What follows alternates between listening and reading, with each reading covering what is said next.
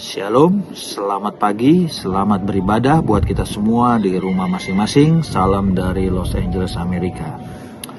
Saudara, kita ada, atau alasan kenapa kita ada adalah karena kasih Allah dalam hidup kita.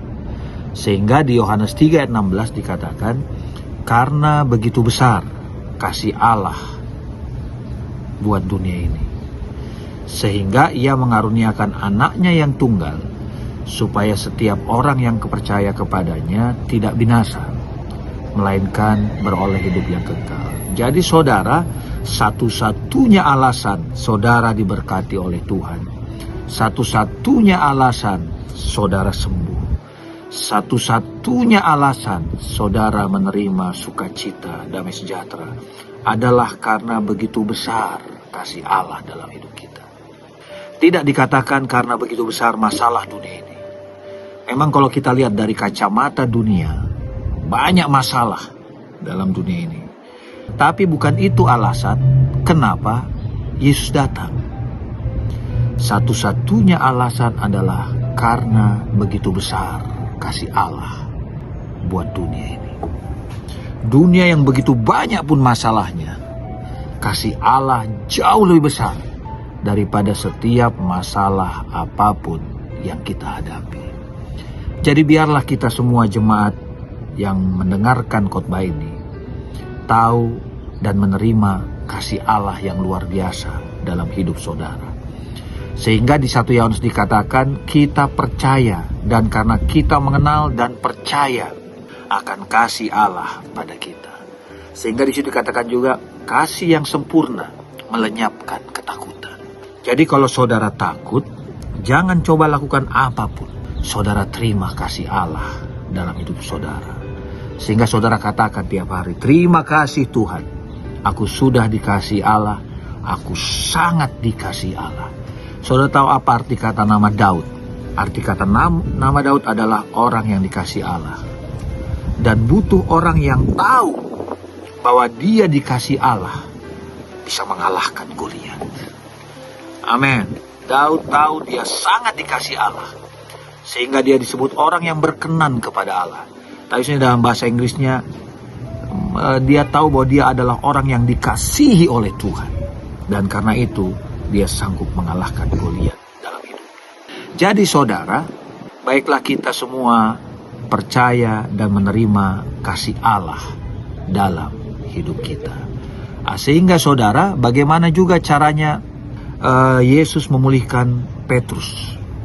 Sama juga, setelah Yesus bangkit, maka Yesus mendatangi Petrus yang sudah meninggalkan pelayanan, sudah meninggalkan Yesus. Dan Yesus datang, dia masak ikan. Akhirnya apa? Yesus katakan, apakah engkau mengasihi aku? Apakah engkau agape kepadaku? Petrus sadar, kasihnya bukan kasih nomor satu. Sehingga dia katakan, Tuhan, kau tahu hanya phileo kepadamu. Tapi walaupun kasihnya bukan nomor satu, tapi Yesus tetap mempercayakan pelayanan itu kepada Petrus. Karena tidak tergantung kepada berapa besarnya kasih Petrus kepada Yesus, tapi seberapa besar kasih Allah dalam hidupnya.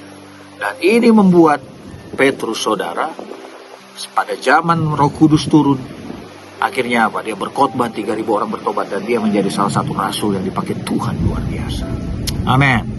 Sehingga kalau kita mengerti kasih Allah dalam hidup kita, tidak ada lagi ketakutan dalam hidup kita. Kasih yang sempurna melenyapkan ketakutan. Sehingga di Roma 8 ayat 31 dikatakan, jika Allah di pihak kita, siapa lawan? Ia yang tidak menyayangkan anaknya sendiri, bayangkan saudara, karena kasihnya yang begitu besar. Alkitab mengatakan, ia yang tidak menyayangkan anaknya sendiri.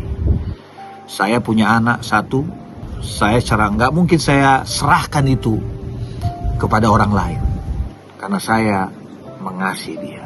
Bayangkan Allah Bapa, dia sangat mengasihi kita, dan dia harus relakan, bahkan Alkitab mengatakan tidak menyayangkan anaknya sendiri, bahkan menyerahkannya bagi kita semua. Bagaimanakah mungkin ia tidak mengaruniakan segala sesuatu kepada kita? Amin. Baiklah kita memiliki pengharapan Tuhan mengaruniakan segala sesuatu karena yang termahal dari sorga Tuhan sudah anugerahkan dalam hidup kita. Amin. Mari kita terima kasih Allah yang begitu besar dalam hidup kita. Mari kita berdoa. Bapa, terima kasih Tuhan buat firman-Mu pada pagi hari ini. Biarlah semua yang mendengarkan firman-Mu ini Tuhan, Engkau menjamah mereka. Kalau ada yang sakit, Engkau sembuhkan. Kalau ada yang mengalami duka cita, Engkau anugerahkan sukacita dalam hidup mereka. Kalau ada yang kekurangan, Engkau berikan kelimpahan dalam hidup mereka. Karena Engkau pernah berkata, Aku yang tidak menyayangkan anakku sendiri, bahkan menyerahkannya bagi kami semua, bagaimanakah mungkin Ia tidak mengaruniakan?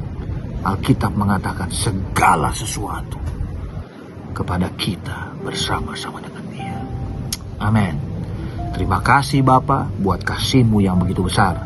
Dan biarlah semua jemaat yang mendengar khotbah ini menerima kasih Allah dan tahu dan percaya kasih Allah yang luar biasa dalam hidup mereka. Di dalam nama Yesus. Amin. Sampai jumpa kembali di Indonesia. Tuhan memberkati.